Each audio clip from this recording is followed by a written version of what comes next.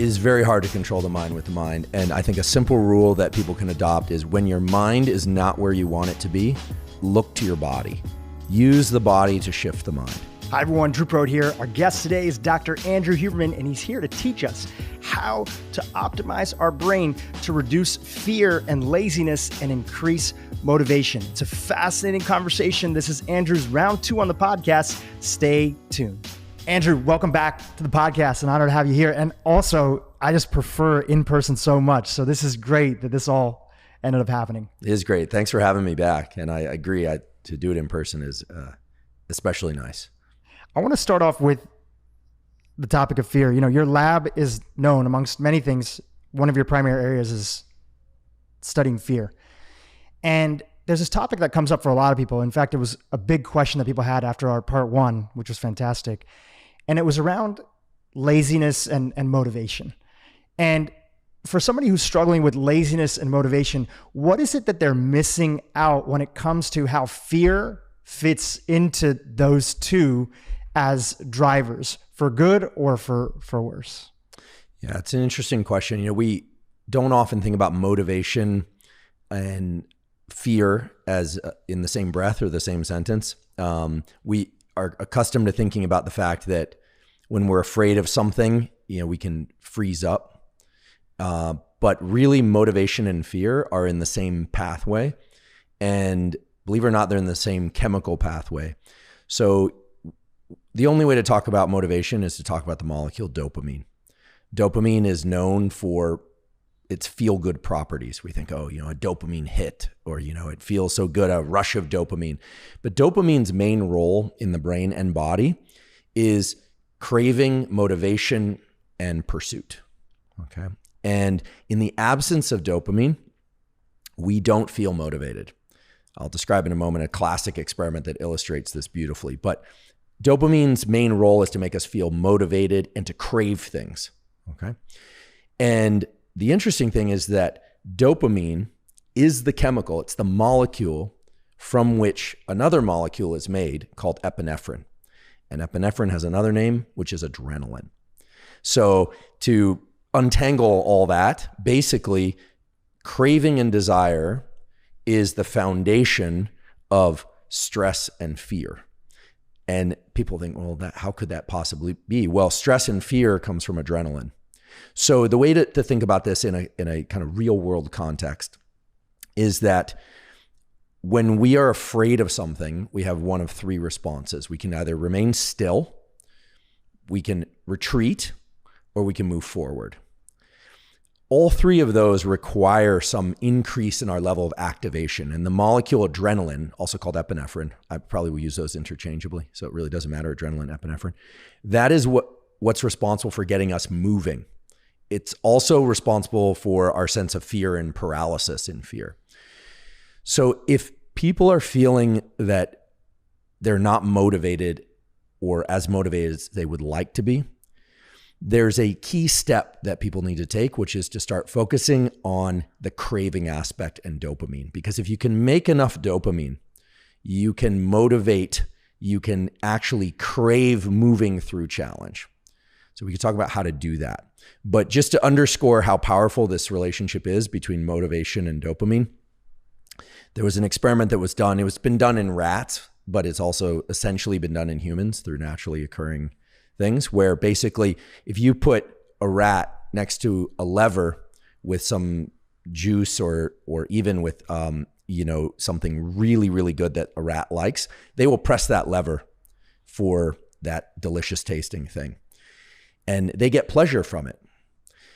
But if you take a rat and you deplete it of dopamine and you move that lever 1 rat length away, it won't even move 1 length of its own body, right? A few inches to hit that lever. And people are the same way. You can still experience pleasure without dopamine, but you won't get up off your couch.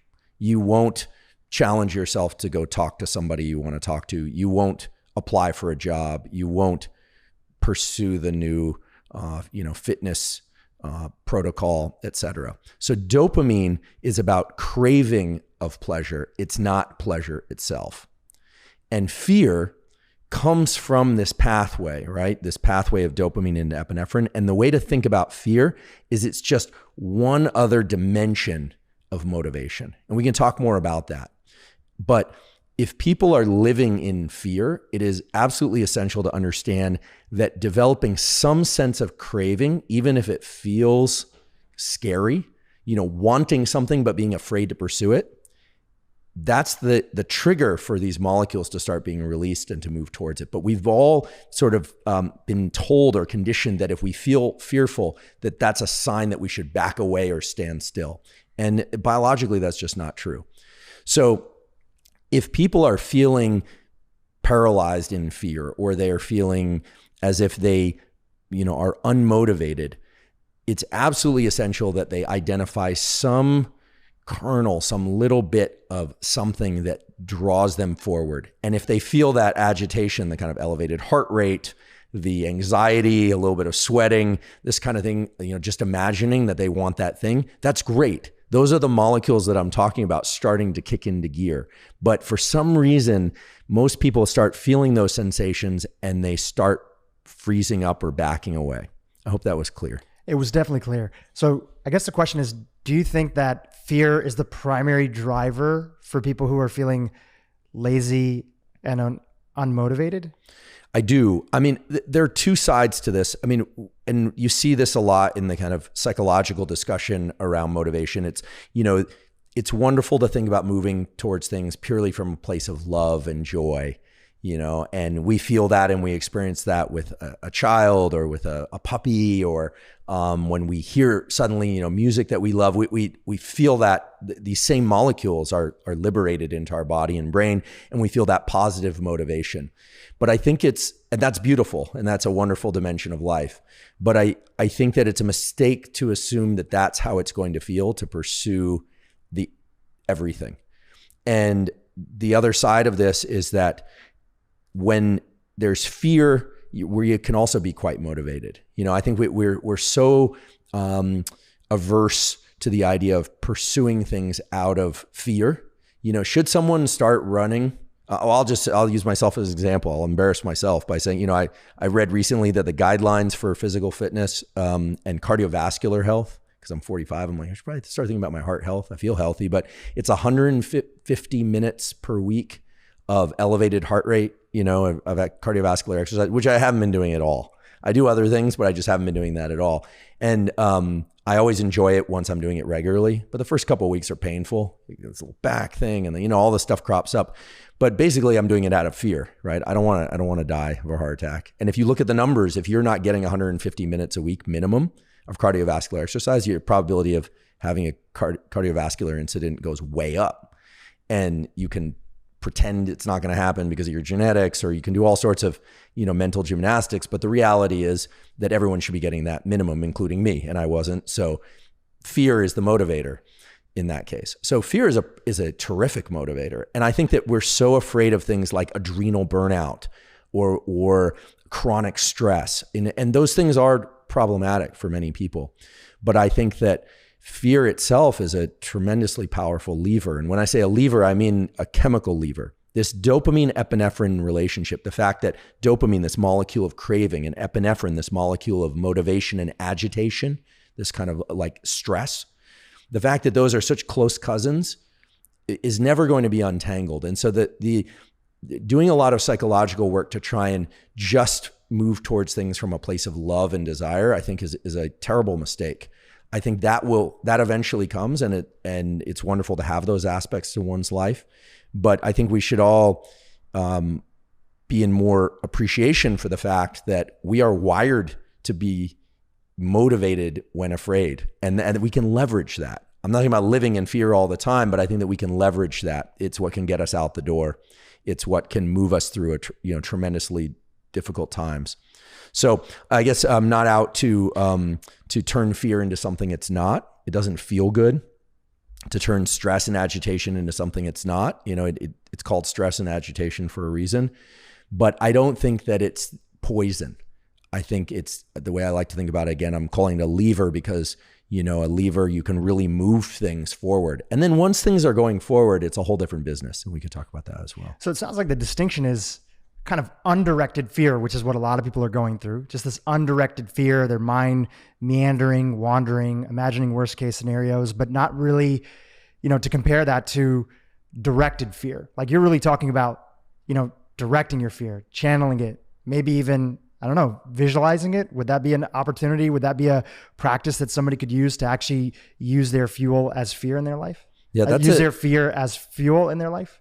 Yeah, I do think fear can be fuel, and it's very powerful fuel. I think that I like the idea actually of using it as a visualization. I think that if you look at the trauma literature, one of the things that we know is that trauma has many different aspects to it, but one of the hallmarks of trauma is two things really. One is a confusion about who's responsible.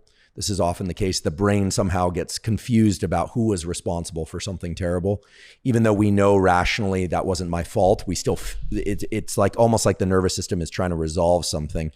And we get this kind of reverberation of all the terrible feelings. And the other thing that's been shown time and time again is that people really need to not hide from that experience. They need to be able to confront the memory of the experience or the person of the or whatever it was. And of course that should be done in a clinical setting if it's something very severe. But, we've all probably, or at least in California, we've heard of, there's like love and kindness meditation where people will do a meditation specifically aimed towards cultivating a sense of gratitude, which is a beautiful and wonderful practice. It's actually associated with the liberation of a different molecule, serotonin, which makes us feel good about what we have. Serotonin is sort of the molecule satiety of feeling like we have enough in our immediate experience. Dopamine and adrenaline are really about moving forward or away from things. It's about not feeling comfortable where you're at, either because you're craving or because you're afraid, right? So these molecules are interesting because they really do kind of separate themselves into different psychologies, if you will.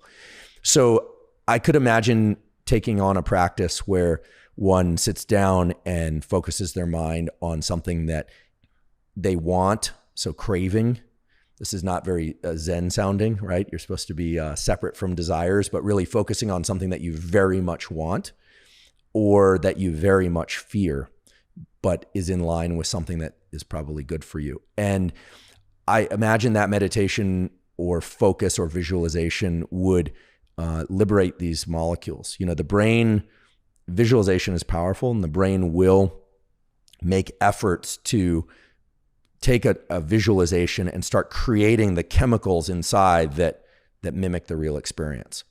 And so that's why the kind of gratitude practices are so powerful. That's why focusing on something that we really want, it feels exciting. That excitement is the liberation of these molecules trying. I mean, these cells, they don't have their own mind, but it's a biological a strategy to get you to move, to get you out of your chair and move. And I think that it brings up a larger theme, which is that, the reason we have a brain is to move this thing that we call a body, right? Animals that, like us, we are animals that can move in lots of different ways, run, jump, swim, push-ups, dance. The variety of movements that we can do is one of the reasons we have such a big brain.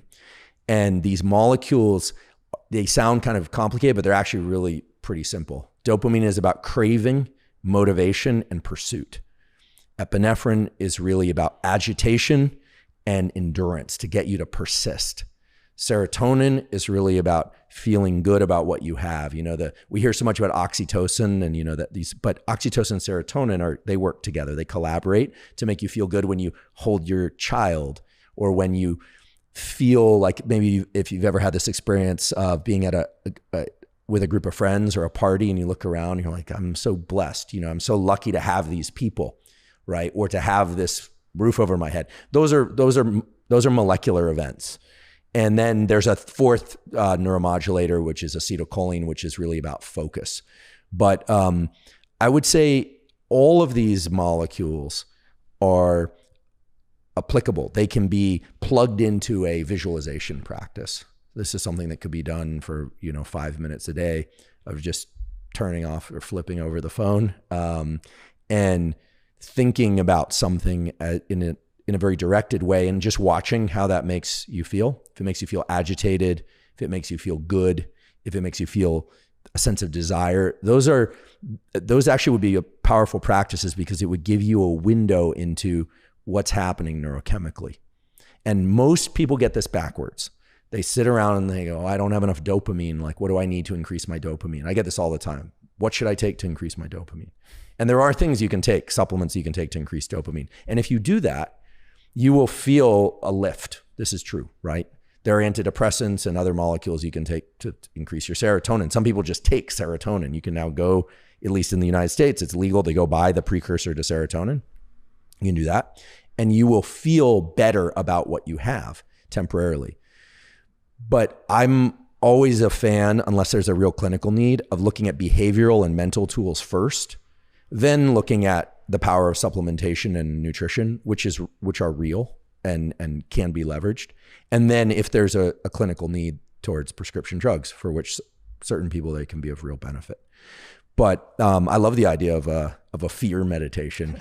Yeah. Well, it's pretty common in the Buddhist tradition. They'll have like meditate on your death, or in the Stoic tradition, they'll have imagine the worst case scenario and really visualize it through. I guess I've only heard the California version. Yeah, you've only heard the California version. Which is go to Esalen and just like and really enjoy the bliss of life, which is a great practice. But I like actually I think it's important. I think what you're saying is important for people to understand that there's a lot of, it sounds like there's a lot of dimensionality to meditation.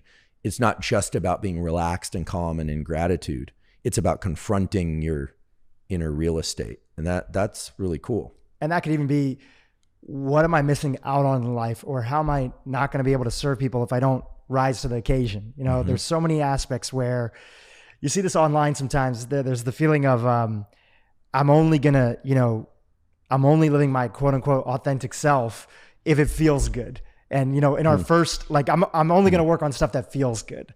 And a first part of our conversation was actually a lot of stuff doesn't feel good. And you want to embrace that, because that's how you get good at doing things. Right. So I think in that same sense, meditating on stuff that doesn't feel good sometimes, like one of the most motivating reoccurring dreams I have is I'm back in high school. And I did great in high school, but I really despised, being there. And I felt like it was very limiting and I couldn't, study the stuff that I wanted to do. And I feel like I'm back in high school, but something happened and I'm still my current age, right? I'm like 38 right now. And I'm 38, but at some reason I'm back in high school and I'm like, holy shit, I had all these ambitions. I had all these dreams for stuff that I wanted to do. And for whatever reason now I'm like studying trigonometry again. Right. And I'm going through my whole day at class in high school and I'm sitting in classes and for some version I've like been held back. This is a dream or this is a visualization? This is a dream. Okay. This is a dream. Yeah. And then because I'm also like into lucid dreaming, some way through I wake up and I'm like, okay, I'm in my high school. Okay. I have control. Wait, how did I get here? And I have this realization like, no, I'm living my life. I'm a grown human being. I'm an adult male who has started businesses and written stuff and has a podcast. And I feel so fired up that day because I just went through an entire visualization of being back in what my mind would deem to be a worst case scenario, which is being back in school, being held back for some sort of reason and not being able to do all the stuff that I want to. And I feel energized the entire rest of the day when I actually get a chance to wake up. So just another example of me personally feeling like visualizing, or whether it's a dream or meditating on your death or meditating on what you would miss out on life if you can't rise to the occasion or take care of your health or be there for your family in the way that you want to, can be a big motivator for things. Yeah. It's interesting. The dreams, of course, for centuries, people have wondered about the significance of dreams, but it's very clear that in the early part of your night, your sleep and your dreaming is related mainly toward physical repair of the body and toward learning of motor skills. There's a predominance of what they call slow wave sleep or non-REM sleep, non-rapid eye movement sleep. In the later half of the night, toward morning, you shift over to having more REM, rapid eye movement sleep. And there's a heavier emotional load to those dreams. This is well established. What's interesting is that something is written into our biology, into the genome of everybody, where these emotionally laden dreams in the second half of the night, they're happening, but the body is incapable of releasing adrenaline. we're also paralyzed during REM sleep. We're what's called atonic, or, we have atonia. We're completely paralyzed, probably so that we don't act out our dreams, although no one really knows. As I always say, I wasn't consulted at the design phase, and no one else I know was either. So anyone that tells you why something is the way it is should be a little bit suspect. But you have these dreams that are very emotionally intense, and yet you don't have adrenaline released into your system. And people who are deprived of that second half of the night dreams tend to have more emotionality during their day. Little things seem heavy. This seems to be a portion of our sleep that is a bit like trauma release therapy. In a lot of trauma release therapies, the idea, like EMDR, or in just standard psychoanalysis and psychotherapy of various kinds, cognitive behavioral therapy, these are board certified, approved treatments, at least in the US and in other countries as well. It's all about recounting the event, but trying to uncouple the event from the negative emotion and the feeling of agitation. It's about really being able to get close, right up, in front of you, your face with the experience, and experiencing that, but being comfortable feeling it all without doing anything about it. And so in sleep, we experience this emotional fear. We have fear in our second half of the night dreams, but we can't we can't do anything about it. So talk about, exposure therapy. We get that every night. Now, some people will wake up from those dreams and immediately the adrenaline system will kick on, and it'll be, and you're just like, oh my goodness, that was so scary. That actually shows you have a healthy adrenaline system, that when you wake up, it's really immediately available. And a lot of people think, oh my God, that was such a dreadful dream or troubling dream. That was your brain trying to uncouple the emotionality of previous days' events and old events. And if you deprive people of that particular stage of sleep, they go through life feeling emotionally weighed down by their previous experiences. If you've ever been sleep deprived, the littlest things can seem heavy. You get 2 nights good sleep or 3 nights good sleep, the whole world looks different. It just looks better. It feels better. And so I find it fascinating. I didn't know we were going to go down this path, because we started off by talking about, using fear as a tool to move through things and work through things and be motivated. And in your description of this dream about high school, it reminded me that in sleep, we have this process ongoing. And for people that are having the same dream over and over, it's probably the case that the body needs multiple cycles. The brain needs multiple cycles of this because it's so deeply wired into us, whatever it was. And for people with PTSD, a big part of the exposure therapies is to really bring, in a safe setting and in a clinical setting, obviously, to bring people to the point where the very worst thing they could possibly imagine it's almost as if it's happening. And then little by little, the amount of adrenaline is turned down and turned down and turned down. People might be upset to hear this, but you never forget your traumatic experiences. Totally. And that's as you've shared before, it's for a specific reason, right? Our brain wants to hold on to them, to file them, right, to protect us. Right. But you can reframe the emotional component. You can unweight the emotional load. And this is why I think that sleep is so foundational. The great work of Matt Walker and the Stanford folks at the Stanford Sleep Clinic, and many others, of course, there are many great sleep scientists out there, have really unpacked this incredible period of our life we call sleep. What has not happened yet, and what is something that's very important to me and my lab's mission and many other labs also, is we need a taxonomy, a naming system for waking states. For sleep, we have REM and slow wave sleep. We know what the early night is for. We know what the second half of the night is for. We go through our waking life talking about things like happiness, sadness, depression, stress, anxiety, and fear.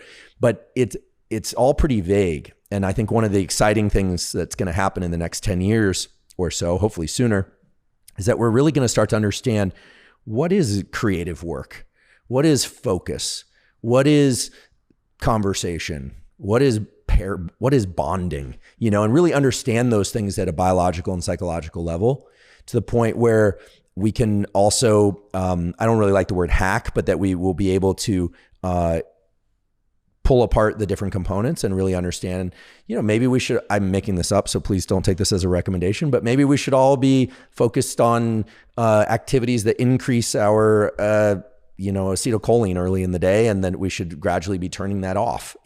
We all hear don't drink caffeine past 4 p.m., and messes with your sleep. Well, maybe there are things that we should be doing, for our waking states. And so one of the things that excites me now is that because of the unfortunate events of 2020, most people now are tuned into the fact that they have a brain and a body. They're very much connected, that we're all subject to stress, that we're all grappling with things and challenged. And I feel like the universality, is that a word? Yeah, I think so. Maybe, gosh, I didn't get it. Someone always writes to me as corrects my speech at some point. Or the universality of our nervous system has really been presented to us. That things like resilience and motivation and trauma and fear, everybody struggles with these things. Everybody. And anyone who seems like they don't, or anyone that pretends like they don't, has got a different neurologic issue that we can talk about in a different episode. And I think really one of the big things that you've been trying to bring to that space as a whole is, I think we've been doing a good job of, when I say we, I mean America primarily and other, westernized countries, of putting more attention that these things are there. We don't have to hide, everybody's going through some version of it. So the answer is often, we need to increase access to mental health, right? It kind of goes about that far.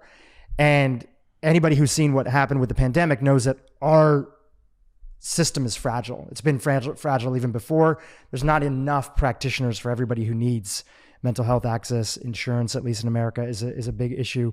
So we need other tools, right? And I just want to give gratitude to you, because your mission from the beginning has always been free tools, easily accessible, that anybody can do on their own. Within the context of that, I feel like yes, mental health access is important. That's part of the equation. But your through line seems to be, and please jump in and correct me if I'm wrong, that getting there through thoughts alone is not going to help us get to the root issue, right? Mm-hmm. That can be part of it, but we actually need to embrace the behavior. You have this quote that I heard you share in another podcast, and it was trying to control the mind with the mind is like trying to grab at fog. Yeah. And I think this is a fundamental thing to bring up for the folks who are listening, is that when you are struggling with laziness, lack of motivation, you're stuck in fear, a lot of times, and you see this especially at night when people are trying to fall asleep, right, that their mind is so active and they're trying to tackle that through more mind. Right. And really what you would say is that, look, that's not wrong, but it may not get you there. So let's take that scenario, right? Sure. Give us the example. One way, if your mind is super active at night and you're trying to fall asleep, you're trying to invest in your sleep and get more of it or get better quality, but then everybody notices that their mind is very active. What would be a way of addressing that through behavior instead of ruminating and thinking, or even telling your mind, like, I just wish you would stop? Yeah. So it is very hard to control the mind with the mind. And I think a simple rule that people can adopt is, when your mind is not where you want it to be, look to your body. Use the body to shift the mind. It's a simple equation. It's sometimes hard to do because thoughts can be so all encompassing. But when your mind is not where you want it to be, if you don't feel as happy or you're obsessing, you need to go to a mechanical system in the body, because if you do that, you'll shift the chemicals that are released in your brain in a way that will allow you to regain control of the steering wheel. So there are a couple things that can do that immediately. The most basic one and the simplest one is going to be with respiration, with breathing. So breathing and the neurons that control breathing are so interesting because they are constantly working. They work reflexively all the time. They're working right now. If you're live and you're listening to this, they're working. But unlike a lot of aspects of our brain-body connection, we can grab a hold of it immediately and start tinkering with it. Like, I can't say right now, hey, start digesting faster, Andrew, or tell my intestines, hey, slow down digestion, or I can't make my heart rate speed up just by telling it to, but I can slow down or speed up my breathing if I want to. So it lies at this bridge between the conscious and the unconscious mind. And I don't say this from any point or stance of philosophy. This is physiology. So if your mind is not where you want it to be, whether or not you're trying to sleep or work or focus or anything, I'm a big fan of this physiological sigh, which was discovered by physiologists in the 1930s. It's a double inhale through the nose and a long exhale that follows. The exhale can be done through the mouth or through the nose. If you're one of these people who can't breathe through your nose, you could do this all through your mouth. So it's just an inhale and then inhale again, even if you're just sneaking in a little bit more air, and then long exhale. The physiological sigh is known to physiologists and neuroscientists as a way to offload a lot of what's called carbon dioxide, and it immediately produces a heightened sense of calm or a reduced sense of stress and alertness. It's not going to put you to sleep right away, but I'll just do it just by way of example so people can see, since it always looks funny to breathe and, by example for some reason. And no, you don't have to close your eyes in order to breathe. You can breathe with your eyes open. So it's just...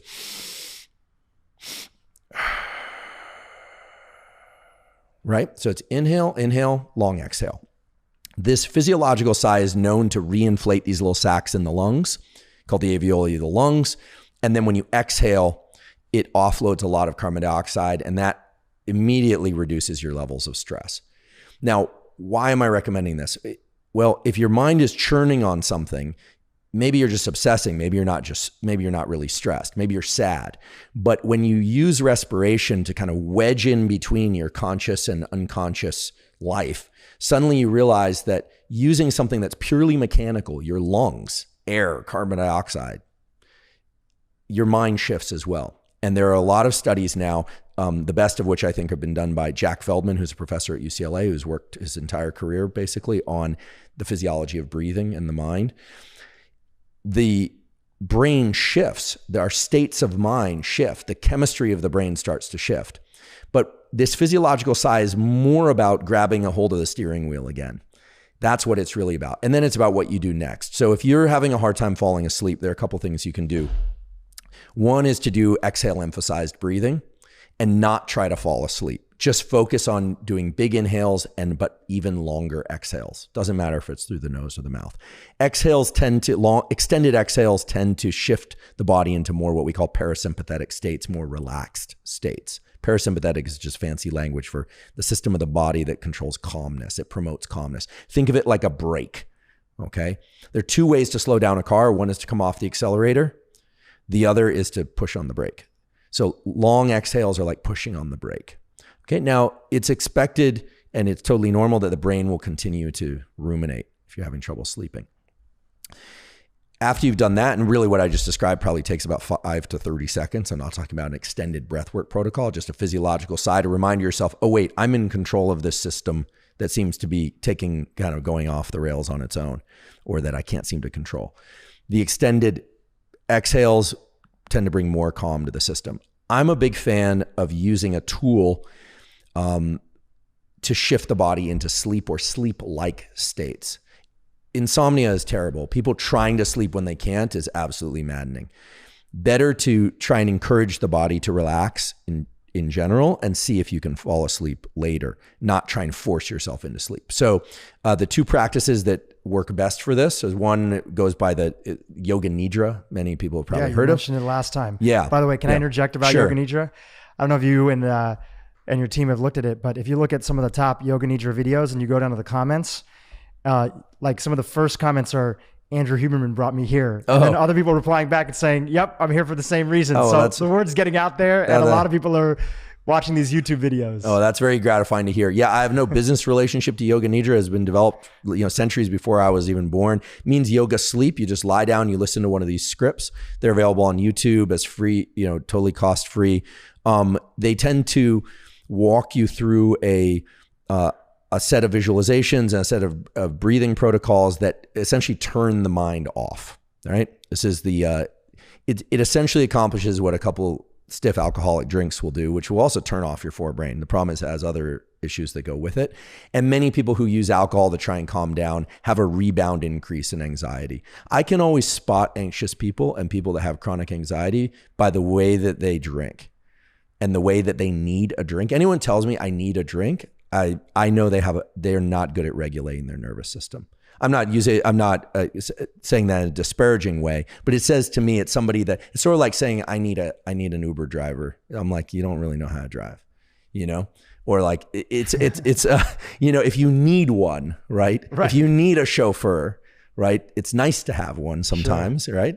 But if you need one, there's a problem, right? So yoga nidra is a wonderful practice. The other thing that's wonderful and that now there's a lot of good data on is hypnosis. So one of the things I've become increasingly interested in is hypnosis because I have a collaborator by the name of David Spiegel. He's an MD PhD. He's our associate chair of psychiatry at Stanford. And he's used hypnosis to great effect for smoking cessation, pain management. Breast cancer outcomes are greatly improved by the sorts of hypnosis he's done with his patients, and for sleep and other things. And there's a wonderful resource that I'm happy to point people to. It's a free resource, which is an app for Android and Apple called Reverie, Reveri. You can go to reverie.com, download that. It's a hypnosis app where you can hear David's voice. He has a very hypnotic voice. And he walks you through, you can pick a hypnosis for sleep or for pain management. They've even got some now to improve focus for work. Hypnosis is a very interesting practice because it incorporates a lot of the same things we've been talking about. A shift in breathing, it involves a lot of stuff with the eyes, which is my lab's interest. And when you talk about why they have you look up and try and close your eyes and all this stuff, that's not magician stuff. It's not sorcery. It has to do with the relationship between the eyes and the so-called autonomic nervous system. In any case, hypnosis is a wonderful tool because it shifts the brain and body very quickly into desired states of focus, states of relaxation, states of reduced craving, etc. And a lot of people are afraid of hypnosis. I wish it had a different name because clinical hypnosis is nothing like stage hypnosis. You are in control. It's about you shifting over what's called the default mode network, this kind of the idle, a transmission that's screwed up. Well, if you get in your car and you turn it on, all of a sudden it's redlining, just standing still, that the RPMs are way up, then there's a problem with the transmission. The hypnosis is really about adjusting that idle level, bringing about a sense of focus and a sense of control over your nervous system. So I would say yoga nidra, first physiological side, that should be people's anchor point. Just pull back into the control over your nervous system and your mind. Once you've done that, you can tell yourself, because you have, that you've intervened with what felt like something that was out of your control, your thoughts. At that point, some long exhales, breathing for maybe 20 seconds or so, no big deal. And then I would reach to either a yoga nidra script or a hypnosis script. And of course, there are things that people can take. Drinking too much caffeine late in the day can make it hard to fall asleep. I personally, and this is just me, if I don't have enough starchy carbohydrates late in the day, I have a hard time falling asleep because they are precursors to tryptophan and serotonin. So I'm not some people on very low carbohydrate diets struggle to fall asleep. So I push my carbohydrates toward later in the day, for instance. And then there are supplements that many people find beneficial. I'm personally not a big fan of melatonin because people tend to take far too much of it relative to the normal physiological levels. And it has some other issues. But things like magnesium biglycinate or magnesium threonate, theanine, apigenin, which is chamomile tea. But if you don't want to do the supplement thing, and I fully respect if people are averse to that, pills and that sort of thing, chamomile tea is great. It has something called apigenin, which turns on, for you aficionados out there, it turns on a chloride channel system in the forebrain. It basically helps shut down thinking to go to sleep. It mellows you out. It's a real effect. And so there are a number of things that people can do. And sleeping is a skill. You get good at it. Do you need blackout curtains? Well, some people have thin eyelids. Some people have thick eyelids. I have thin eyelids. I mean, light goes on even with my eyes closed and it wakes me up. Some people, no problem. So sleep masks, blackout curtains.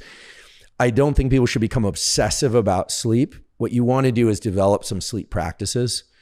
And the core ones are recognizing early in the evening that you're shifting towards sleep and starting to prepare for it the same way you would prepare for school or work or a workout, and not thinking that you can just go and then have a perfect night's sleep.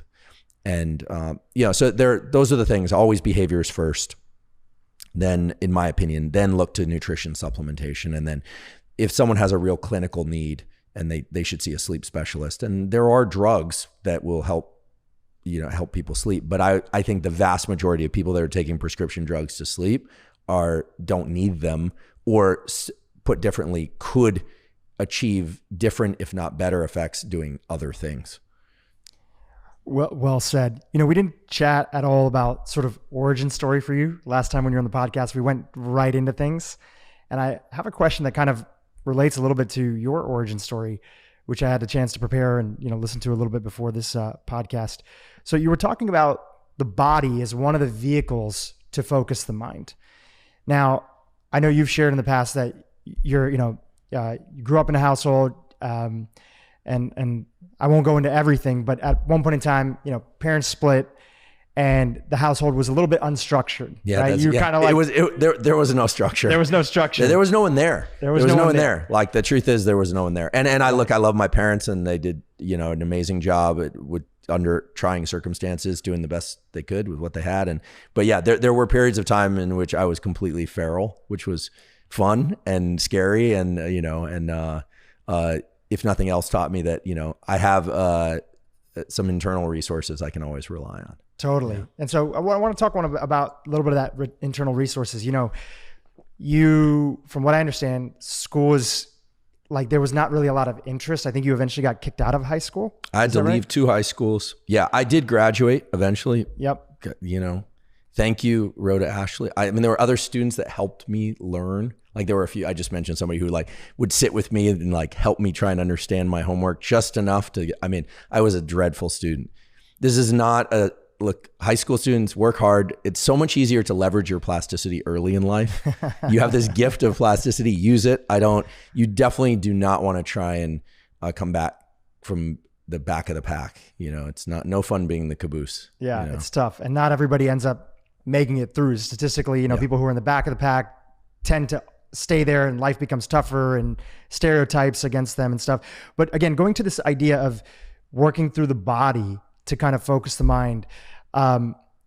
It sounds like, from what I've read from your story, there's a couple sort of key moments. You started seeing a therapist, and that therapist was, I think, the one who gave you the book by Jon Kabat-Zinn. And I want to come back to that in a second. But another one was, it seems like there was, I don't know if it was the same guy or somebody else, that really got you into fitness, right? Fitness, working out.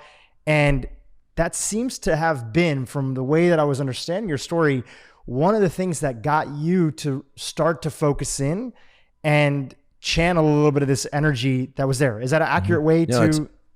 It's very accurate. The guy's name was Bob Peters. He was a absolute hulk of a human being. He was he was our football coach. I didn't play football. I was a pretty skinny I was a pretty skinny kid. I was a real skinny kid, skateboarder. I was fragile. I kept breaking my bones, this kind of thing. So I initially went to him because I wanted to get stronger. I couldn't do a pull-up. I was just weak. And also I was interested in a girl, and I heard her previous boyfriend to play football or something. I think it was that kind of high school, young male insecurity thing. I was like, so I started doing my sit-ups and my push-ups and things like that. And he taught me that basically the body has this amazing response system, that if you give it the proper stimulus, it will respond. And I think, so I started doing some weight training and running. For me, at first, it was running cross country, and then I started weight training. And those two things really taught me that there wasn't always a direct and linear relationship between effort and reward, effort and outcome. But with physical fitness, it's about as good as it gets, right? It's very hard. I could sympathize with a student who's, getting grades in school, and you don't really see how that's setting you up for something later. And if you're somebody who's challenged in academics, it can be very hard to think, why should I even fight for a C+? Why should I just, absolutely destroy myself for an A- on this subject that I have no interest in? And the reason to do it is because you're training the mind to learn. And yes, you're developing skills, but you're really training the mind to learn. And I don't think that has to be done in the context of academics, although I do believe that cultivating the mind and the body is good. And I wish I'd done more of it when I was younger. But what Bob Peters taught me was that if I was consistent with my training, that my body would respond. And it did. Over time, I got stronger, and I learned how to take care of my body. I learned how to push myself through pain. physical pain. I guess I've always had a sort of weird relationship to pain. I wouldn't say I have a high pain threshold. I feel like I'm the guy that stubs his toe and I'm like, I scream, but then it goes flat. I have this very like steep inflection of pain and then it disappears. And I learned that, so for me, pain is like a big wall of fire, but it's a very thin wall. And that for me has been very helpful, because everything that's been challenging for me, I try and imagine as that kind of thin wall of very, very intense fire. It just doesn't last, but it's very intense. And so I expect it. So physical pursuits, I think, are wonderful. And I do believe that everyone should have some relationship to the physical world and their physical body, regardless of abilities. And so that was the entry point. I'm very grateful to him. He was an amazing guy. I give this picture of this football coach, but he also, he was an incredible classical pianist. He taught himself how to play the piano. He also, he was a stay-at-home dad for a while on a bet with his wife. He actually wrote the television thing, which eventually became the screenplay to Mr. Mom. I know I had mentioned that before and people said, no, it wasn't Bob Peters. Look it up. It was Bob Peters. It eventually got sold to John Hughes, but he lost a bet with his wife. She said, you couldn't do what I do. And he was like, so they did the swap in the 70s, which was rare, raised 3 kids. I mean, he was an amazing human being, did a lot of work with at-risk kids. And so I think having an example of somebody that was physically very robust, who also was cultivating his mind, was a great example for me. And so, I think oftentimes it just takes the right role model.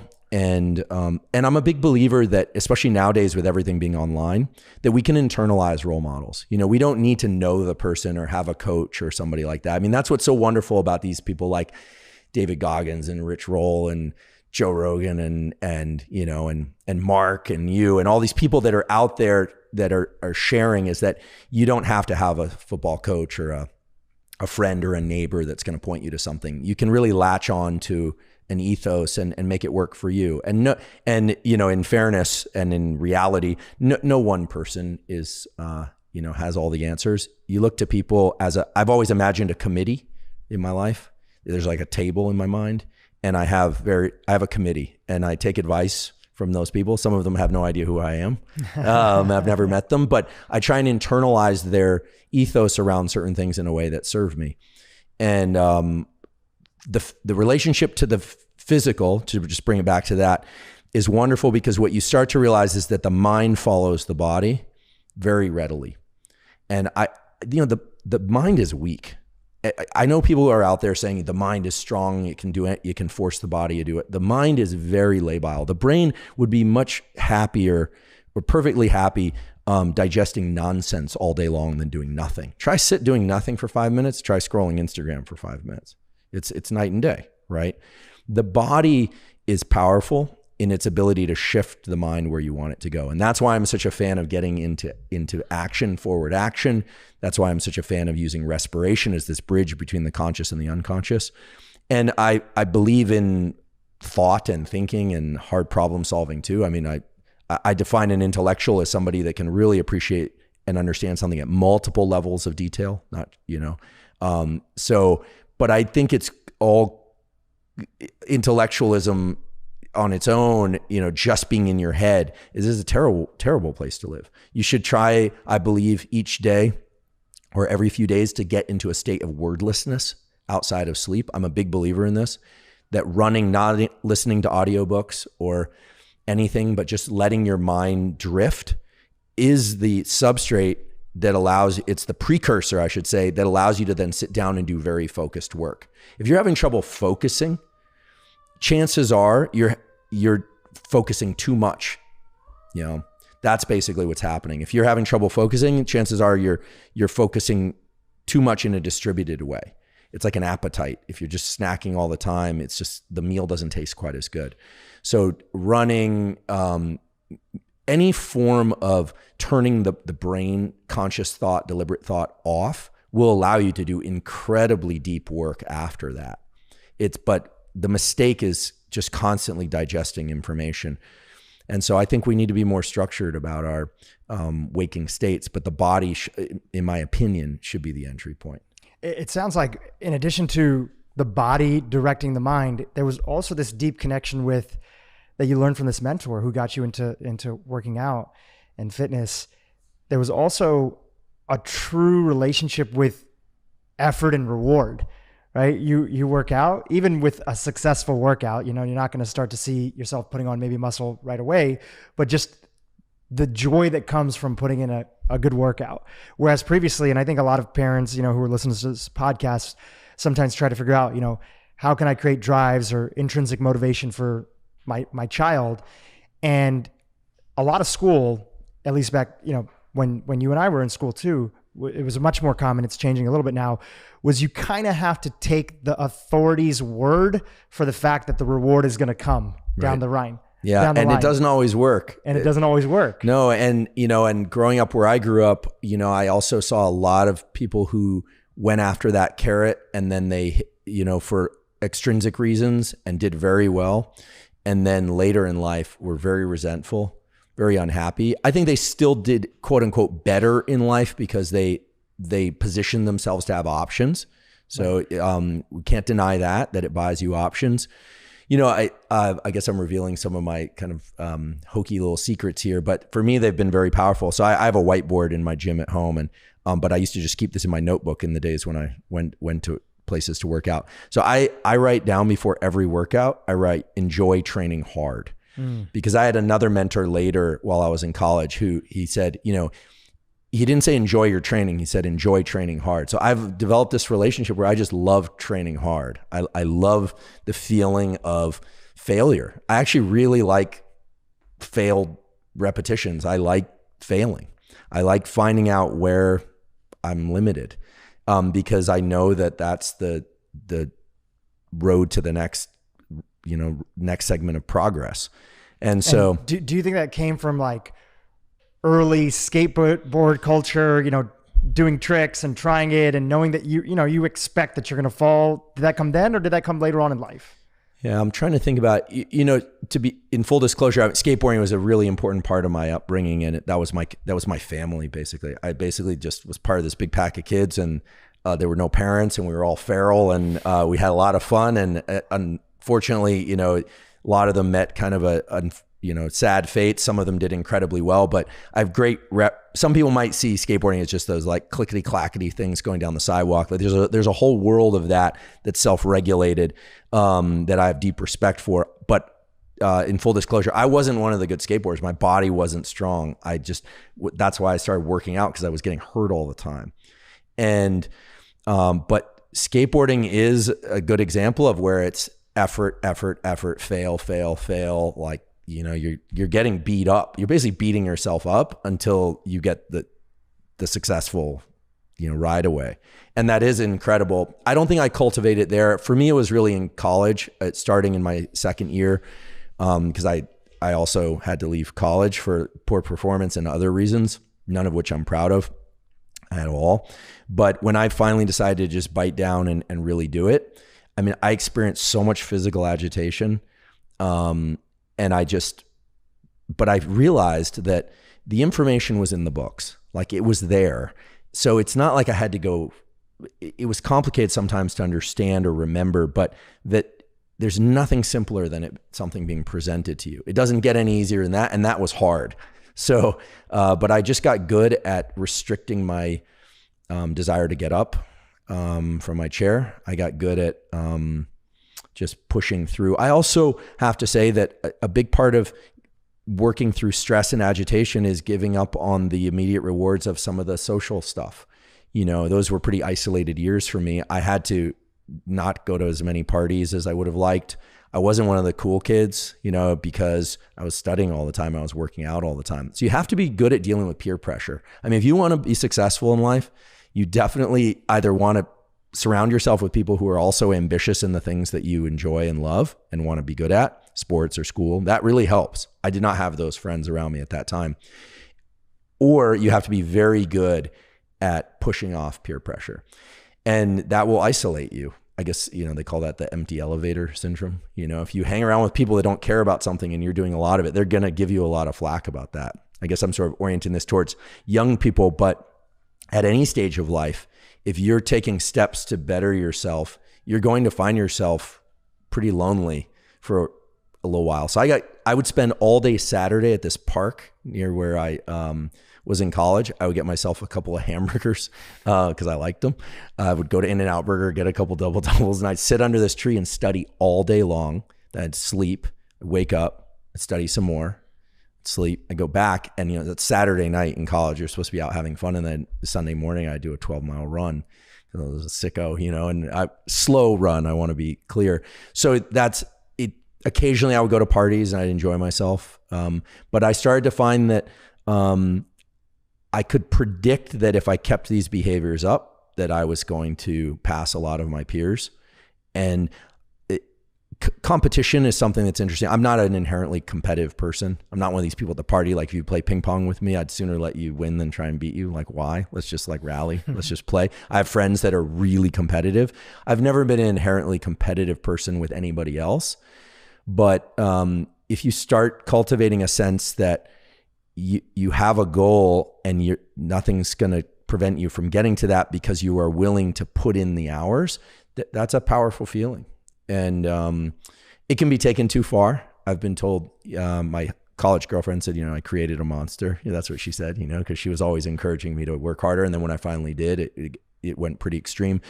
But look, it's always easier to throttle back than to try and, make it from behind. And if you're somebody who hasn't invested a lot in any of these domains like academics or in health or in fitness, the important thing is to just get started and get consistent. I think that even if somebody is just walking 5 days a week consistently, just walking, right? It's the consistency is what pays off. And I think it pays off for a different reason than we think. Sometimes we want to see the physical or the financial results right away, but I think a big part of it is that you're training your nervous system. We have these things called central pattern generators. These are neurons that are in our spinal cord and brainstem that generate repetitive movements. And the brain loves to load central pattern generators with work because then the mind can think about other things. And so a lot of the challenge of studying or taking on a fitness program or something like that, it's because it requires so much deliberate forebrain activity. Do I drink the coffee then? Do I do it then? Do I do the workout at this time? Do I study this? Am I doing it right? All that constant rumination, right? But once you just if you just decide I'm going to do it regularly, that's a non-negotiable part. Then a lot of that gets handed over to central pattern generators and it frees up a lot of energy.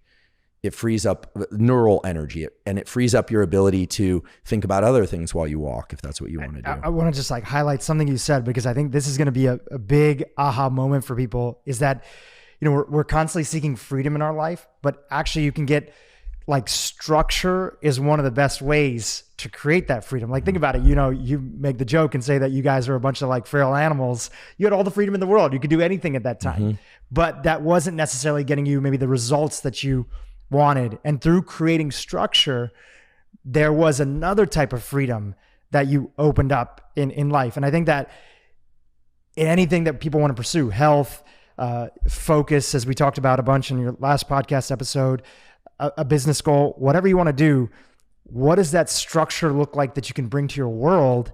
And not only to create results, but to open up freedom into not having to think about it in a way. Yeah. No, absolutely. And to this day, I struggle with structure, especially as more, if people out there think that the moment you start achieving some success, that things are going to get easier, it gets worse. There are more opportunities and therefore your structure gets disrupted. More email, more texts come in, more amazing possible relationships and places to eat and things to do. It actually starts to undermine the whole process if you're not careful.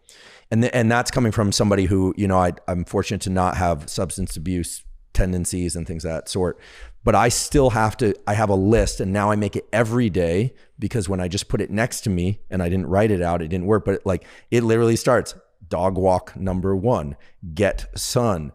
Really basic stuff. I basically have to handhold myself in the same way that I talk about protocols on podcasts and that we're talking about here. I talk to myself that way as well.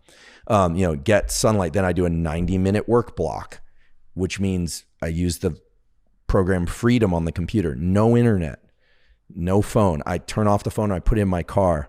Sometimes it's really bad. The phone it's such a pull. ask me for some code to get into something, and then I think I need the phone. Next thing I'm doing something else. So 90-minute work block.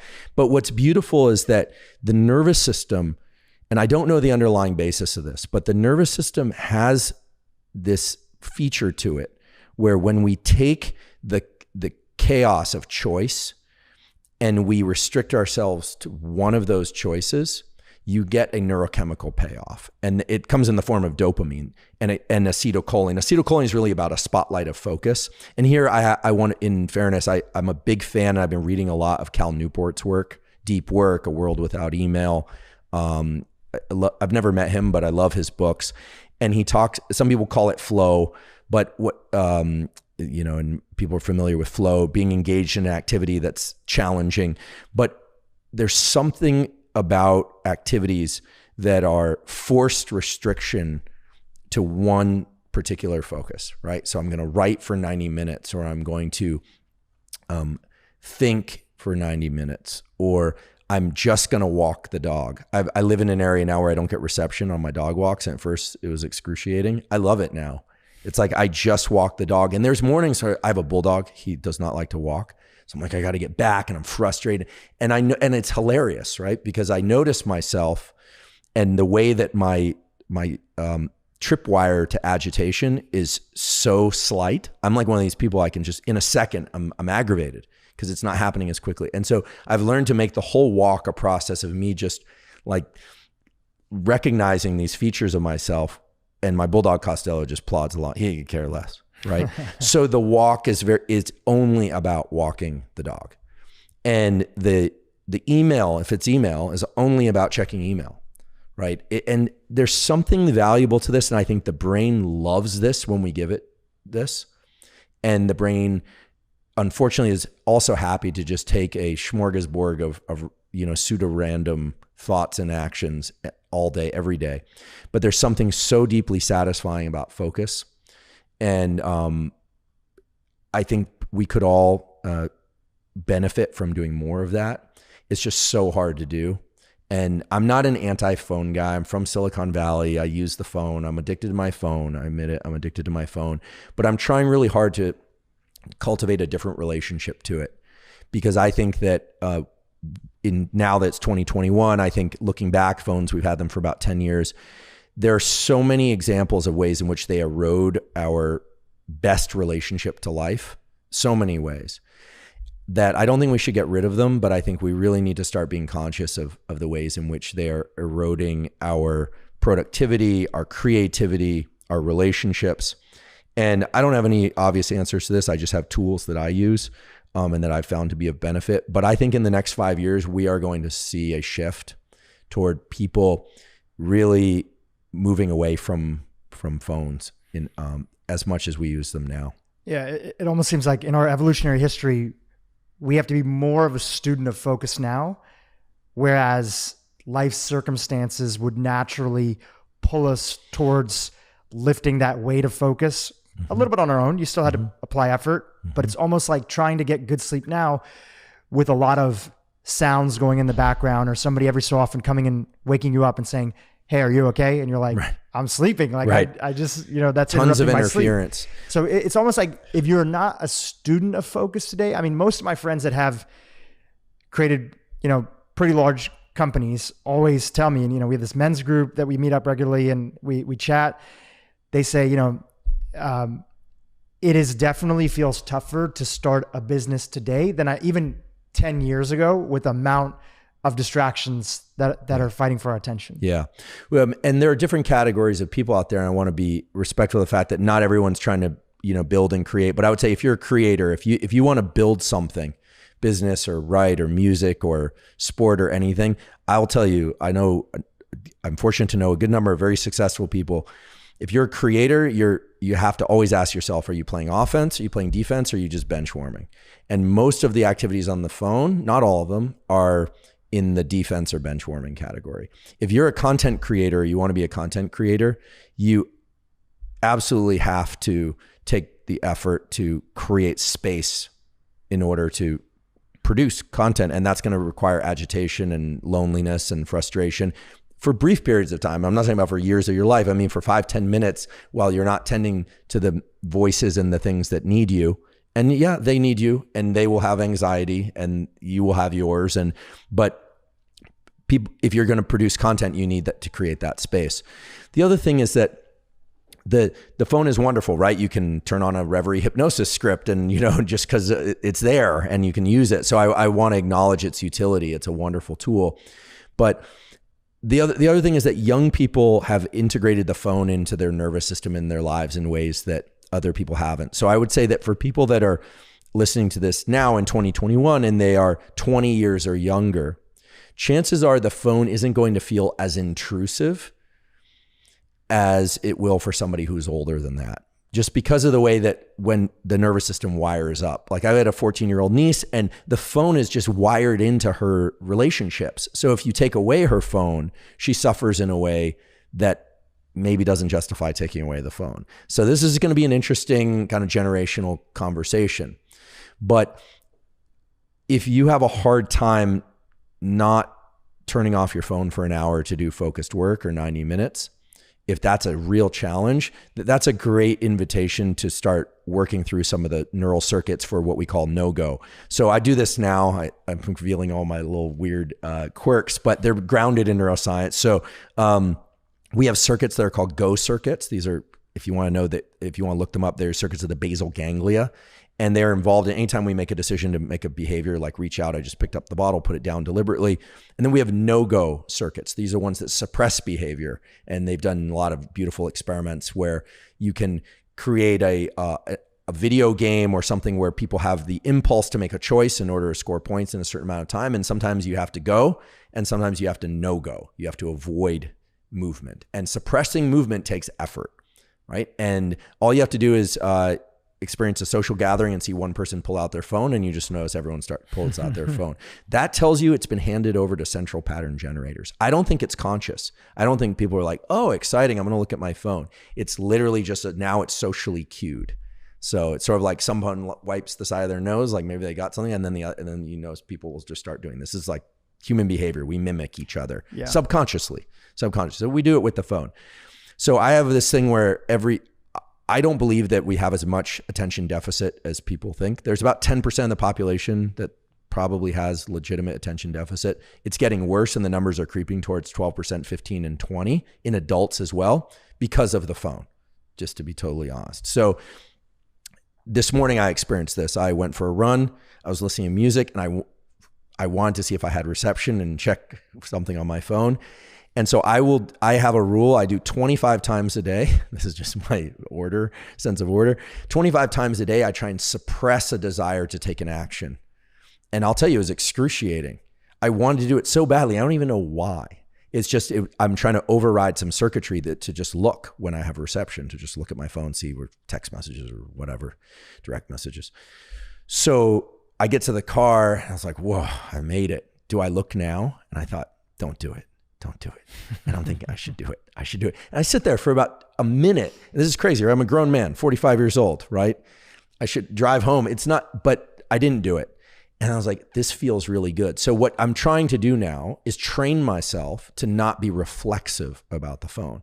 And I think that requires a conscious effort. Eventually it'll become more automatic, in the same way that reaching for it became automatic.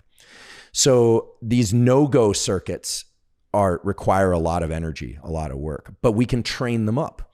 And that's what's cool. And that's neuroplasticity, the brain's nervous system's ability to change in response to deliberate focus and experience. We're the only species, as far as we know, that can rewire our nervous system deliberately in this way. If other animals do it, like my dog Costello, if he tries to do this, he doesn't do it very well.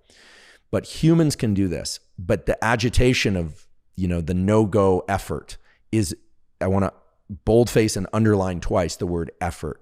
It is supposed to feel challenging. So, I don't know that it's necessary. For some people might be very good at this. I think people who are older, 50, 60, they're probably better at this because their nervous system didn't incorporate the phone into their world quite as much. But, again, I don't want to demonize the phone, but I think learning to control one's behavior with the phone is going to be the distinction between those that are successful, I really believe this, and those that are not. And there will be a range there. It's not black and white, right? It's not a stark contrast. There'll be a number of shades of gray in between. But the better you are at controlling your relationship to distraction and to these impulses that draw you off track, the more you're going to be able to produce things. Also, the better you will be for relationships of all kinds. There are certain people that are more clued into this than others, but everybody appreciates like someone who's very present. I have a friend. It's why you introduce him to any of my girlfriends in the past, and they walk away. He's a really good friend, but I was always a little envious of him because they always go, he has the best presence. And you know what it is his phone never comes out of his pocket. And when you're with him, he's actually just talking to you. It's not that complicated. Or he's not even thinking about their phone. Some people don't have their phone out, but you can tell that they're kind of thinking, or they're waiting for that next moment. Exactly. And I think what you said is so beautiful, because it's not just present on the micro, our own individual relationships, our relationship with our work, but it's also present on the macro. There was this really great Harvard Business Review article, we'll link to it in the show notes, where it said, what's the difference between people and companies, right? So personal brands and companies that get a little bit successful. Why are people who get a little bit successful, why don't they go on to become uber successful, like extremely successful, when they already had that momentum? And a big part of it for both people and organizations, so anybody who's running teams, is distractions. As you get more successful, as you mentioned earlier, more opportunities come, more reasons to not focus. As a human level in our relationships, but also as a company level, you take on every opportunity instead of doing what got you there in the first place, which was doubling down on that focus. Right. So whether you run a team, whether this is in your household, whether it's just your own mind, for your relationships, for your own mental health, focus is deeply linked with your own sense of contentment, joy, and success, however you define it. Right. I absolutely agree. I'm still not through it all the way, but Cal Newport's book, A World Without Email, talks about this. I think he uses the phrase hyperactive hive mind in companies. This was adopted in the last 20 years or so, where it just seems like the more is better mentality, more interactions being better. And it's been shown, and he gives data to support this, that over and over again, the ability to just drop into focused work or work in small teams. I'm very blessed now. My podcast team is a wonderful group of 4 people, more or less. Having a small team is really beneficial. If you look in military special operations, they're very aware of limiting team size in terms of, operators that work in groups of, 4 to 6 to 8. You can do incredible outsized things when a small group like that. When things get too big, it just wicks out and that's also when problems start arising. That's when people start making mistakes.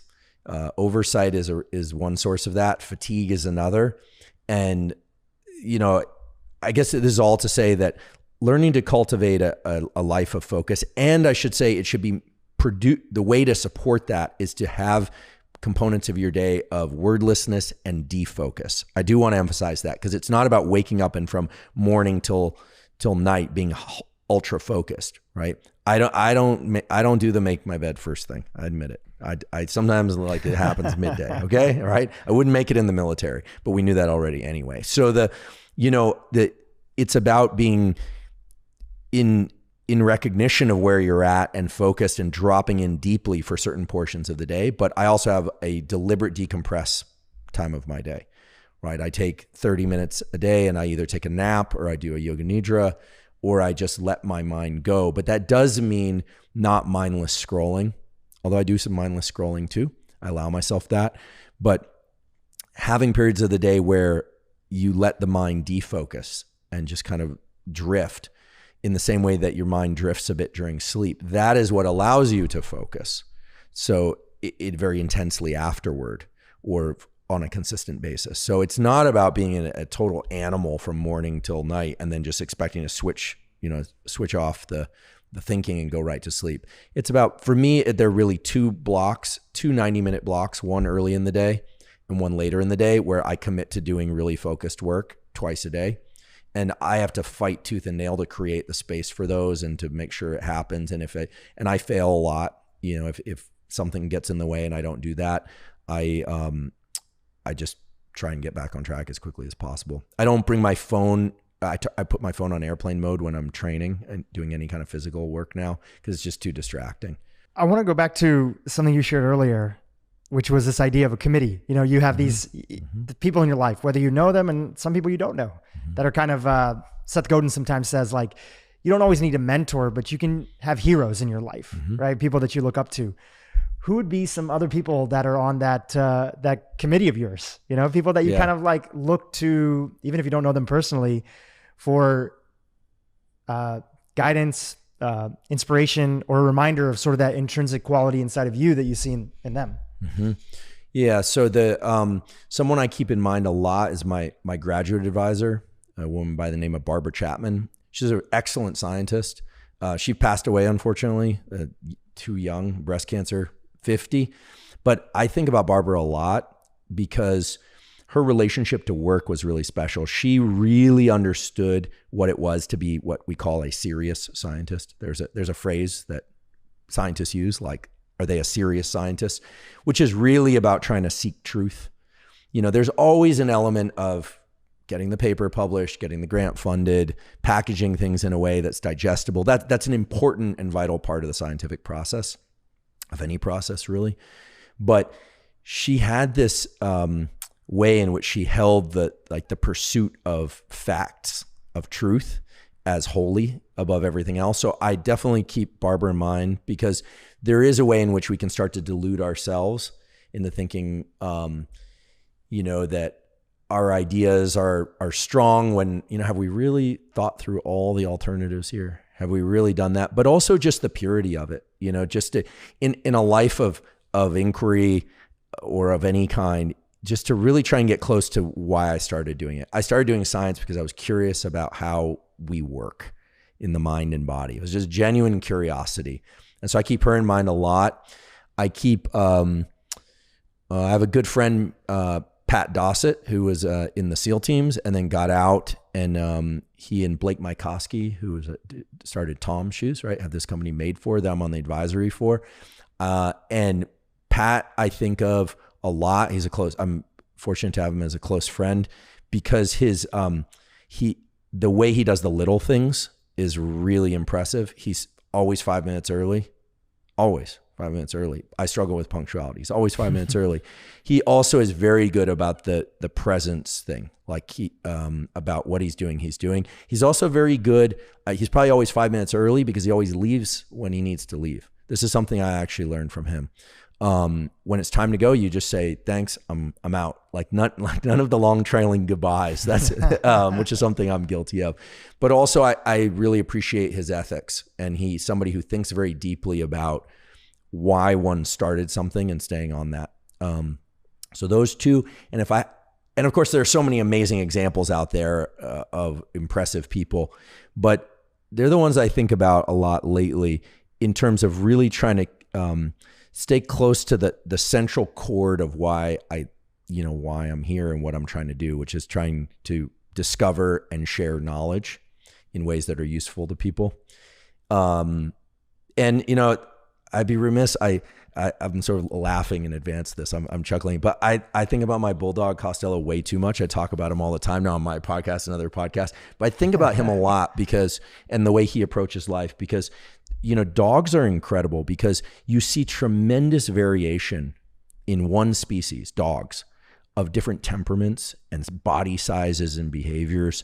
And his temperament is unique. It's stubborn and joyful and all, but there's something about stubbornness. He's so stubborn, and it's teaching me actually to be more stubborn about I know what I like, and I know why I'm here and what I'm doing. It took me a long time to find that, but I'm starting to become more, I'm trying to internalize Costello more. So he definitely has a spot at the committee table. And bulldogs are hedonists too. He loves sleep. And the way he eats food it's insane. He can devour a huge bowl of food. So so I'm actually trying to cultivate a little bit more of his love for food and love for sleep, and really enjoy what it is I'm doing. And I'm also starting to become more and more stubborn, but maybe that's just aging. There's a short little book by Eckhart Tolle, author of Power of Now and stuff. And it's called Guardians of Being. And it's basically about animals. Beautiful title. It's about animals, Oh pets. man, is it? I'm going to get this book today. Dogs, Really? cats primarily, but it's basically how, as human beings, we struggle so much with our mind pulling us in so many different directions. And for some people, it's a lifelong battle. They feel it really shouldn't be a battle, but it's a lifelong battle with their mind and not getting space and sort of awareness. And inside of there, it's like really talking about how pets can be one of the greatest reminders about presence in our lives and reflecting back upon us the things that we might need or benefit from. Oh my God. And I just thought of that when you brought it up. Thank you. I'm a huge, I'm obsessed with animals, and I've heard of Eckhart Tolle. I know a little bit of his stuff. My sister, who's a therapist, is obsessed with his work and really loves it. I'm definitely going to get this book and check it out, because I think animals have a lot to teach us about how we work, because their nervous systems, I've looked at a lot of them, admittedly, their nervous systems are simpler. And what you find in simpler nervous systems is that a couple core sets of operations are extremely well honed. So the bulldog is the bulldog because their brain is organized that way. A scent hound or a retriever behaves that way because of the way their nervous system is organized. And human beings are gifted with this potential to have so many different behaviors, or learn music or not, learn basketball or not. Other animals don't get that set of choices. And I think it leads to a confusion about who we are and what we're about. We are about variety and choice and optionality. And that's wonderful on the one hand, but I think if we want to understand what the extreme version of any kind of expression would be of stubbornness, of glee, of creativity, I think animals can reveal that to us, because they are the more focused, honed down example of the way a nervous system could be built. And so I'm excited to read this book. You just, that reminds me that I've heard you share in other interviews that you were kind of obsessed with animals and animal movement growing up. And also just recently you did a whole series on kind of movement, and in one of them, movement, muscle growth, giving a lot of different, tips. You talk about posture, right? What's important for people to understand when it comes to exactly this topic that we're chatting about, which is movement, function, the body controlling the brain. What's important for people to understand when it comes to this topic of posture? Yeah. And always when the word posture is spoken, then everyone starts noting their posture. I have a friend, Kelly Starrett, who does a lot of work in is a company called the Ready State. They've done a lot of work in like physical rehabilitation, sports performance, and this kind of thing. He's a tremendous athlete. He and his wife, Julia, are both really amazing athletes. And he always says they're big on the standing desk thing. They've got kids. They've been doing a bunch of work to get standing desks into schools. But he also makes this comment that, we weren't meant to sit all day, but we also weren't meant to stand all day. So, the idea is that we should be able to move in a lot of different dimensions and feel comfortable doing that. The movement is a huge discussion, but there are a couple things that relate to posture that are interesting. One thing that I've learned from Kelly, and that's certainly been true for me in terms of longevity in sport and just making me feel better all around, is that usually when we have pain someplace, that the solution lies in doing some work in strengthening the musculature above and below that pain. So we tend to focus like on the knee when it's really like maybe you need to do a lot of like tibialis work or hip work, because the knee injury is a reflection of the way that the body moves or fails to move on the whole. So one of the things that I've become conscious of is in looking at the literature is that things that generate asymmetries create problems. They really do. And so trying to really cultivate symmetry in terms of a lot of unilateral movements for weight training, for instance. So like unilateral leg movements or unilateral arm movements, they bring about balance because we develop these asymmetries the same way we become right-handed and left-handed, where most of us aren't ambidextrous. The phone, again, is terrible. We're all starting to look like a folded over accordion or a semi-melted candle, right? Me included, if I'm not conscious of it. It is very clear, and the yogis will attest to this, but I don't do a lot of yoga, admittedly, that we are in internal rotation too much. So a simple test people can do is if they just relax and they point out their standing, relax, and they put out their thumbs. If your thumbs are pointed in, chances are your shoulder is internally rotated, right? And that some strengthening of the upper back muscles and rear neck muscles should be done so that we're not in external rotation, like the Fonzie thing. Half of the people listening to this won't know who Fonzie is, but like the thumbs pointing out in both directions, but that doing movements of that sort can then allow us to be neutral, right? Shoulder neutral again. So, I've got a friend and he texts, if you're listening to this, not watching on video, he texts with his phone up near his face, even on the street, which is hilarious, but his posture is amazing. Great posture is such a boon to life. And so these little things like internal, whether or not we're overly internally rotated, trying to be a little bit more externally rotated. The other thing is with respect to exercise that has been fun for me to learn about is, not everybody, including myself, has time or interest in doing a lot of different kinds of like animal movement. I mean, I'm a huge fan of mobility. I mean, that stuff is beautiful. Like the stuff like Ido Portal's movement culture stuff. If people haven't, everyone knows who he is presumably, but if you don't, check out his Instagram. He's just been doing this for so long, but just incredible suppleness of movement and balance and sure strength and all that, but huge range of movement. So-called movement culture is the phrase that he coined. But one of the things that's been fun to incorporate is we can do what are called open and closed chain movements. Closed chain movement would be where like our hands and feet are in contact with the ground. So think down dog is closed chain, right? Think jumping, that's open chain, right? Shooting a free throw is open chain. You're actually pushing through. The nervous system actually, there's an interesting literature on this, scientific literature, that closed chain movement tends to build, now it's going to sound very Eastern philosophy, but build energy in the system. We tend to come away from it feeling kind of invigorated and charged. And that's because of the way that we have these chains of what are called ganglia, neurons along the spinal cord. And when we engage in movement that's closed chain, where we're in contact with things at both sides, the way they fire is kind of in sequence. And when we come away from that movement or those types of movements, we tend to feel kind of like energized, kind of like jacked up, and like we have energy. Whereas jumping movements or throwing movements, like if you were to physically throw a medicine ball, or you were to, some people can do this, don't hurt yourself folks, but like you do a chin up, but you actually blast through the chin up and let go of the bar for a second. Those are incredibly taxing, but they are very good for dumping excess energy.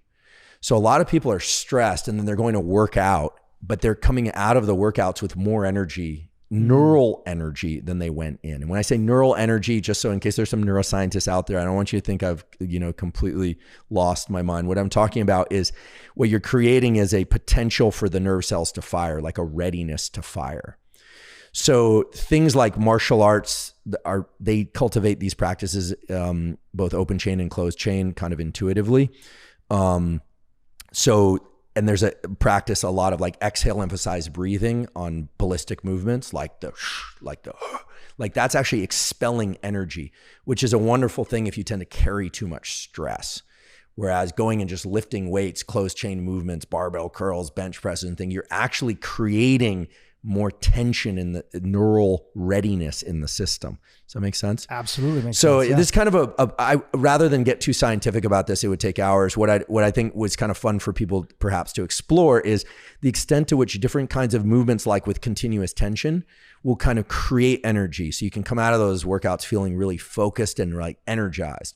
Whereas if you're somebody who tends to just feel like you're carrying tons of tension inside, you want to dump energy, then throwing things, ballistic movements, like where you're just literally like dumping all your energy, these so-called open chain movements, if you can handle it, like jumping and ballistic stuff, those can be very beneficial. And all these have roots in the way that motor neurons of the nervous system work. And again, it's kind of fun to just look to animals and just see a lot of them, they look different because they do different types of movements, right? A kangaroo doesn't look like a tiger for a reason. You think it's because of its body, but its body is a reflection of the way the nervous system works, not the other way around. In addition to this through line where we started off talking about movement, being able to focus the mind, you also have been very open that you were recommended to go see a therapist when you were really young. And what did you feel that you got out of therapy in addition to this fitness training and the working out that you were doing? What was the real sort of distinction that came from you for you at an early age that maybe wasn't a way that you saw either yourself or the world? Yeah. Well, and to be honest, earlier you asked, who's at my committee, so I, believe it or not, somehow I figured out a way to make this work, even in tough financial times. And I know not everyone can do that, but I've been one way or another, so I've been seeing that same therapist for, I think it's now been 35 years. Incredible. We have a very close relationship, obviously. Yep. I think it's a healthily boundaried relationship. Actually, until I learned Oliver Sacks, who passed away, the neurologist, a man who mistook a white for a hat. I have very few heroes in life. Oliver Sacks is absolutely one of them. Incredible. If you haven't seen the movie the documentary movie about him, it's incredible, about the field of neurology. He had a therapist, I think, for 42 years. So, and then I felt kind of vindicated because what did I learn from therapy? Well, as a young person, I didn't have a choice but to go. I had to go if I want to be admitted back in school and stay in school. But what I learned pretty quickly was that therapy has multiple levels of support. One is somebody who's just going to hear you. A lot of people just don't have the opportunity to share what's going on with themselves. A lot of people, sometimes they may not even know what they think because they haven't said it out loud. Yeah. Most of us barely can understand what we're thinking and feeling, much less what anyone else is feeling. So the next time you think that you understand what someone is thinking and feeling, remember, most of us don't even understand what we are thinking and feeling. But I got lucky. He's somebody who's extremely smart and encouraged me to take on physical practices and use those as a portal, not just, lie on the couch and talk about problems. In fact, these days, we don't even really talk about problems per se. The way therapy works, there are multiple aspects to this. But one is you're trying to create a place where you can explore your own mind. That's really what good therapy is about. It might start with a problem or a conflict, but it's really about being able to explore your own mind. And you're constantly asking the question, what's driving this behavior or this pattern of thought? Why am I anxious? And the immediate answer is never the answer. If you think, oh, I'm anxious because I've got too much work or I've got these things, sure, that's true. But what you're really starting to do is peel back the layers. And what you're trying to do is create, through the relationship with the therapist, you're trying to create a process, a reflective process. The goal of the therapist is to make themselves obsolete. That's very clear. I've asked this numerous times throughout the years, like, when are we done? And we're done when we know we're done because I was told, because you internalize a reflective process, an ability to see a problem or see a circumstance and take a stance of, where am I in this situation? Where are they? And to start parsing out the pieces. And it sounds very abstract, and some people might just think, like, this is terrible. When I feel stressed, I go for a run. And I agree. I think an exploration of thinking of the mind is not for everybody. I do think that somatic therapies are now becoming more and more popular because many people just think, like, why would I want to talk about a problem? It just makes the problem worse. It heightens my focus on the problem. I absolutely agree.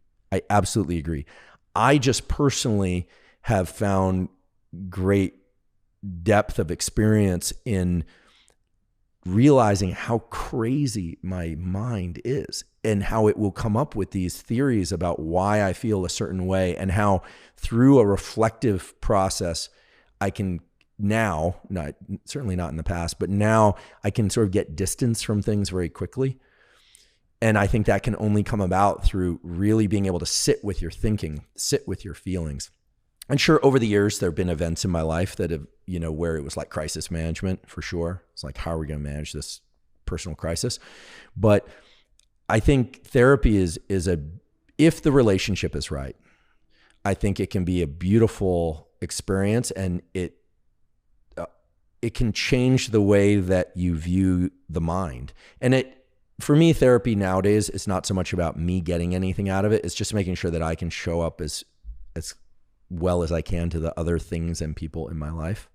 But, and for people that can't, fortunately therapy has become more accepted and more, hopefully more affordable. But for people that can't afford therapy, there is a version of this that's going to sound ridiculously simple, but being able to journal in full honesty with oneself is very powerful.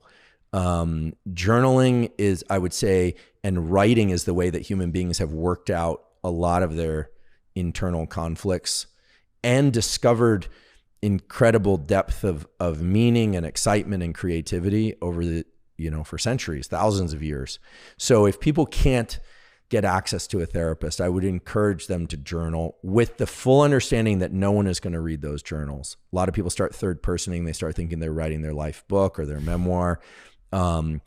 Really journaling in full honesty is powerful. Some people look at this as a data dump, like just a way to kind of get all the mess out early in the day. That's powerful. As is sitting down and deciding to write in full honesty about something that's extremely challenging or that one is extremely ashamed of or afraid that people will ever find out, or these kinds of things. Because there's something about the way, if the mind sees truth, like it sees its internal externalized, it immediately looks crazy. And in that recognition that so much of what goes on in our heads is crazy, there's this weird thing, I don't really understand it, where like other amazing things crop up as surprises. Let me give a different example. Nowadays, the words gaslighting comes up a lot. People are like, you're gaslighting. I'm very averse to people using clinical terms in the context of, online psychology. It just doesn't seem to, it doesn't work for me. But the reality is that most people, when they feel something they don't want to feel, they use what's called evacuative projection. They try and project it out. They try and evacuate the feeling. This is something that, so learning to just be able to sit with that, and journaling is one way to do that. It overcomes this need to evacuate anger, frustration, etc. So the mind's natural reflex is, when it doesn't feel something it likes, to look for something external to solve the problem or to evacuate the problem. Right. And you've talked about how that can create like even dopamine inside of the brain. Yeah. So frustration. some people are just projection to projecting it out. Projection is a good one. And the simplest example of projection is physical aggression. I'm angry with you. I come over and hit you. I've evacuated the feeling, right? Right. And it's an example, unless it's in the context of like sanctioned martial arts where it's consensual or something like that. It is always an example of weakness. Always. Well, unless it's warfare or something like that, where there's a purpose, right? The military or whatever it is, but where there's a contract of people in battle. So we started off talking about sort of like the therapy model, but journaling and learning to deliberately evacuate thoughts and feelings onto paper. There's something about the way that the mind recognizes its own self, because you're basically taking your mind and you're putting it to paper. When you read and hear those words, when you see that happening, it has this amazing ability to untangle what seems like a mess. And so, I feel like it's important that people understand that there doesn't need to be another person there. Although if it's the right person, that can be a real accelerator to the whole process. Right. If you can afford it, amazing. And there's a lot of really great, more accessible options that are there. But even journaling, just finding some outlet to get a sense of where is my mind. Andrew, this has been great. I feel like a great part 2. We could easily be going. I feel like we just got started. We had a nice little chit chat before we were recording. I feel like we could keep on going here, but I know you got a couple other podcasts coming up, and I want to be respectful of your time. And I want to say thank you for coming back on the podcast and doing, I think, the origin story, especially as your profile starts to become a little bit bigger. It's nice for people to hear, because you are, you have all the accolades academically and with the research and other stuff. And I think it's very hopeful, especially for young people, to hear, wow, he wasn't good in school. He wasn't, had challenges, and, these were the things he struggled with. It just makes us more of a human to the people that might look up to us. And I know a lot of people look up to you. So I appreciate you just opening up a little bit more about your story and continuing down the pathway of providing actionable free tools that people could use. So I just wanted to say thank you so much for coming back on the podcast, and I appreciate you, brother. Oh, well, thanks for having me. And thanks for opening up the conversation to those things. It's not things I readily share, but I'm always happy to if people are curious. And thanks for doing what you do. Just so people have it, since the last time that you came on, you launched a podcast. It's doing fantastic. I always see it in the top 10 up there. And can we give it a little shout out and where people can continue to find you through that podcast as well as the social media channels? Sure. Yeah. So the podcast is Huberman Lab, for lack of a better name, Huberman Lab podcast. And that's on all the standard platforms. You can find it on, we do a YouTube version of it and Apple, Spotify, et cetera. And then I have an Instagram where I teach neuroscience and neuroscience related themes. And that's also Huberman Lab. And sometimes those are little short tidbits, 15 seconds. Sometimes they're minute long, sometimes they're 5 minutes long. And they're designed to be accessible to anybody, so you don't need any scientific background. It's really just focused on neuroscience-related themes and tools, things that people can use in various contexts, physical, mental, etc. And a lot of good animal videos too. And some animal videos. And my bulldog Costello makes the occasional cameo. Yeah, he's a cute dog. Well, thank you again, brother. Really appreciate you coming back. Thank you. Hey YouTube, if you liked this interview, you're gonna love this one, all on the topic of hacking your circadian biology for better sleep, losing weight, and better focus. If you ever had the experience of being very, very busy and then you stop and you finally rest and then you get sick, that's because when your nervous system is activated and is in a